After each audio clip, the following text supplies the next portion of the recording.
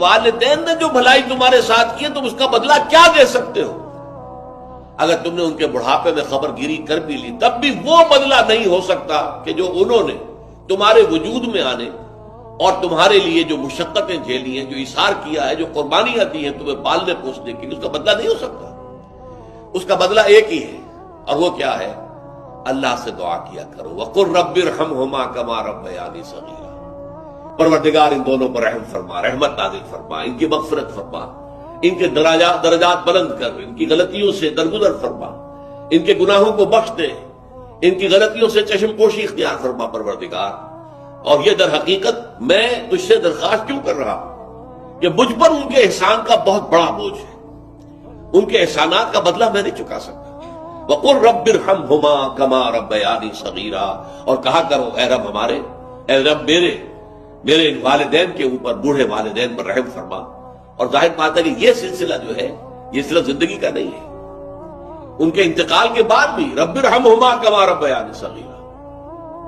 رب اغفر لی ولوالدی وارحمہما کما ربیانی صغیرا، یہ آپ کی نمازوں کے ساتھ دعاؤں میں مستقل دعا ہو جانی چاہیے کہ اے پروردگار مجھے بھی بخشش فرما دے، مجھے بھی بخش دیجو، اور پھر میرے والدین کو بھی بخش دیجو، اور ان پر رحمت نازل کیجو، جیسے کہ اس نے مجھے پالا پوسا تھا جبکہ میں چھوٹا سا تھا۔ کسی کو قرض حسنہ کی لذت یاد نہیں رہی، بغیر سود کے قرض دو۔ تمہارے پاس فاضل رکھا ہوا ہے، کسی بھائی کو دو کہ وہ اپنی معاشی گاڑی کا پہیہ چلا لے، پھر اصل واپس لے لینا۔ اگر اتنی ہمت نہیں ہے کہ ان تصدقوا فهو خیر لکم، صدقہ ہی کر دو تو سب سے اچھا ہے، دے ہی ڈالو اپنا فاضل سرمایہ۔ یسألونک ماذا ينفقون قل العفو، مت رکھو اپنے پاس، یہ گندگی ہے۔ لیکن اگر بڑے ہی کم ہمت ہو تو کم سے کم قرض حسنہ دو، اپنی اصل رقم واپس لینا، اس لیے کہ سود کے ذریعے سے انسان کے اندر تاریکی پھیل جاتی ہے،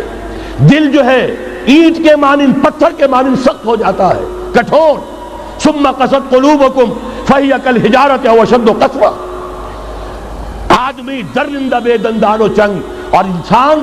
بغیر اس کے کہ بھیڑیوں والے دانت ہوں اور بھیڑیوں والے پنجے ہوں، بھیڑیا بن جاتا ہے۔ حضور علیہ السلام تشریف لائے، صحابہ بیٹھے ہوئے تھے، صحیح مسلم میں روایت ہے، سنن نسائی میں اور کتب حدیث میں، محفل بپا تھی، تو حضور نے کہا ما اجلسکم، کیوں بیٹھے ہوئے ہو؟ تو جو انہوں نے جواب دیا وہ سنو، جلسنا نذکر اللہ ونحمدہ علی ما ہدانا لدینہ ومن علینا بک، حضور ہمارے بیٹھنے کا مقصود یہ ہے کہ ہم اللہ کا شکر ادا کر رہے ہیں اس بات پر کہ اس نے ہمیں ہدایت دین عطا کی، ومن علینا بک، اور آپ کی صورت میں ہمارے اوپر احسان کیا، ہمیں آپ عطا ہوئے، اس پر اللہ کا شکر ادا کرنے کی مجلس سجائے بیٹھے۔ اب بات تو سادہ سی تھی، لیکن میرے حضور نے ان سے کہا کیا تم اس بات پہ قسم دے سکتے ہو کہ اسی لیے بیٹھے ہو؟ تو انہوں نے کہا جی ہم قسم دیتے ہیں ہم اسی لیے بیٹھے، وہ میں اٹھاؤ قسم۔ تو صحابہ نے باقاعدہ قسم دی، تو حضور نے فرمایا یہ جو میں نے تم سے قسم لی ہے یہ کسی تہمت کی بنیاد پہ نہیں لی،